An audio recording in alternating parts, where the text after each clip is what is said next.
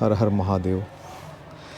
स्कंद पुराण के रेवा खंड में नर्मदा माता की उत्पत्ति, उनको धरा पिलाने के लिए किन किन राजाओं ऋषियों ने तप किया उसका वर्णन है, और साथ ही में नर्मदा जी के तट पर विभिन्न तीर्थों का वर्णन है। उन्हीं तीर्थों में से एक है सूरज कुंड, जो गुजरात के हसोट के पास में है। हसोट सूरत से तकरीबन 30-40 किलोमीटर की दूरी पर पड़ता है। इस कुंड के बारे में मान्यता यह है कि एक समय पर भगवान सूर्यदेव ने मनुष्य रूप में यहाँ पर आकर के तपस्या की थी, और उन्हीं ने यहाँ पर जल प्रकट किया था। आज भी अगर इस कुंड के जल को खाली कर दिया जाता है तो सुबह तक यह पूरा जल कुंड पुनः भर जाता है। इस कुंड के तट पर महादेव का मंदिर है, जिनका नाम जीवनेश्वर महादेव है। मंदिर है ये। नर्मदा परिक्रमा के यात्री परिक्रमा करते हुए विभिन्न मंदिरों को दर्शन करते हैं, जिसमें से एक यह भी है। स्कंद पुराण में ही लिखा है कि अगर एक दिन में नर्मदा परिक्रमा पथ के 4 मंदिरों के दर्शन कर लिए जाए तो बहुत पुण्य होता है। आज हम इसी लक्ष्य से निकले हैं कि आज कम से कम 4 मंदिरों के दर्शन हो जाएं, और पहला पड़ाव हमारा यही है सूरज कुंड के पास में। ये सूरज कुंड है, सूरज कुंड के बगल का मंदिर, और बगल में एक और मंदिर है जो नया है, और यहाँ पर रसोई और एक आश्रम जैसा है, धर्मशाला जैसी, जिसमें लोग अगर सोना चाहे 4-5 लोग तो रह सकते हैं। और मंदिर के ठीक सामने भी जगह है जहाँ पर एक बरामदा बना हुआ है, खुला बरामदा, उसमें भी ज़मीन पर यात्री सो सकते हैं। यहाँ की रसोई थोड़ी छोटी है, तो रात्रि में लोग ज़्यादा विश्राम नहीं करते हैं। और ये मंदिर का कुआं है जिसको इन्होंने ढक रखा हुआ है। यहाँ से पानी निकाल करके नहाना धोना और पानी पीने इत्यादि कार्य होता है। सुबह के भोग के बाद आरती आदि का बर्तन निकाल करके लग रहा है शाम की आरती की तैयारी होगी। फिर ये मूर्ति कभी पत्थर की होगी, और पत्थर की ही है, ऊपर से पेंट हो गया इसलिए इसका कलर नहीं समझ में आ रहा है। बाकी इस तरीके के परिकोटे लगभग 400-500 साल पहले बनते थे। और ऐसे ये देवढ़ी, हमारे यहाँ मानता है कि हम देवढ़ी पर पैर नहीं रखते हैं। जब भी मंदिर में जाते हैं देवढ़ी सीधे क्रॉस करके जाते हैं, और ये भगवान जीवनेश्वर का शिवलिंग है।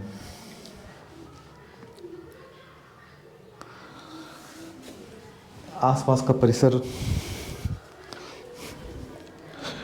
छोटा है लेकिन शांत है। बगल में मार्केट है जहाँ बहुत कोलाहल रहता है। यहाँ पर आते ही अचानक से सब शांत सा हो जाता है। हम इधर इसलिए नहीं जा रहे हैं क्योंकि भगवान शिव के अर्घ का जल इधर ही आता है, और भगवान शिव के अर्घ के जल को क्रॉस नहीं किया जाता है। इसलिए कहते हैं ना कि भगवान शिव की परिक्रमा आधी होती है। और यही जो कुआं था, अभी कुएं के पास हम आए थे। आसपास छोटी सी पुष्प वाटिका बना रखी है यहाँ पर, और बगल में किसी ने मजार भी बना रखी है।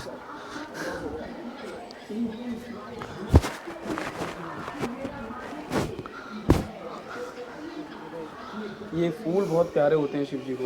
इसका लक्ष्मी माँ को क्या बोलते हैं, खास करके ना कनेर का पुष्प, कनेर का। और एक उपजाए का भी फूल होता है, वो इधर है नहीं। बेलपात नहीं, कनेर की पुष्प की मान्यता है कि कहते हैं कि शिव पुराण में एक कथन है कि अगर शिवलिंग ना हो तो कनेर के पुष्प को ऐसे रख करके और इस पे जल चढ़ा करके शिव जी की पूजा कर सकते हैं। ये हिबिस्कस को, अच्छा ये कनेर के फूल को। वो आरती के समय के ढोल, ये सब इस पे लग रहा आरती होती होगी। और यही है सूरज कुंड। बगल में एक मंदिर और है। हर हर हर महादेव।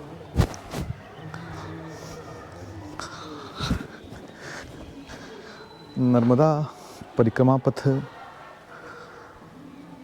बहुत पुराना है, बहुत लोकप्रिय है, धार्मिक रूप से बहुत मान्यता है। मध्य प्रदेश में लोग बहुत जानते हैं इसको, लेकिन गुजरात तक आते आते यहाँ पर जो पथ के मंदिर हैं, सारे मंदिर उतने अच्छे तरीके से मैनेज नहीं है। यहाँ पर आने के लिए जो रोड है वो भी बहुत सकरी सकरी गलियों से होकर के आती है। कभी ब्रॉड रहा होगा, जाहिर सी बात है, बट अभी काफ़ी सकरा हो गया है। और यही ये तालाब है।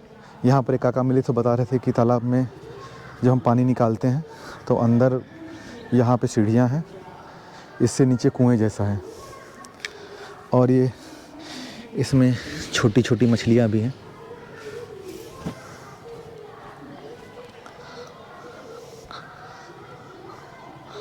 और ये बगल में एक मंदिर और है। काका ने बताया था कि इधर थोड़ा बचा के जाना है, क्योंकि पानी की वजह से काई जम जाता है यहाँ पर, और उसमें पैर फिसलने के चांसेस रहते हैं बहुत।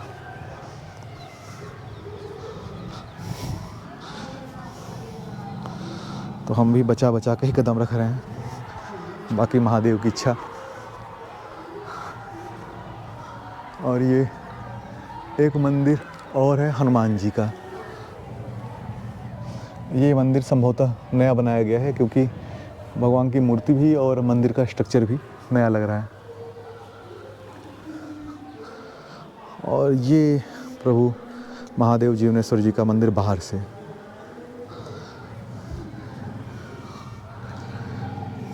पहले पुराने समय में जब नर्मदा परिक्रमा यात्रा होती होगी तो ऐसी सड़कें नहीं होती होंगी, और लोग बस ऐसे ही किसी के साथ में जो पहले कभी आ चुका उसके साथ यात्रा करने आते थे। कहते हैं कि नर्मदा परिक्रमा पैदल करने में 2.5 साल लगते हैं। पहले 2.5 साल लगते होंगे, अभी शायद सड़कें अच्छी हैं तो समय थोड़ा कम लगता हो, लेकिन पथ अभी भी लंबा ही है। अभी इसके बाद हम चलते हैं अगले मंदिर पर। हर हर महादेव। हर हर महादेव।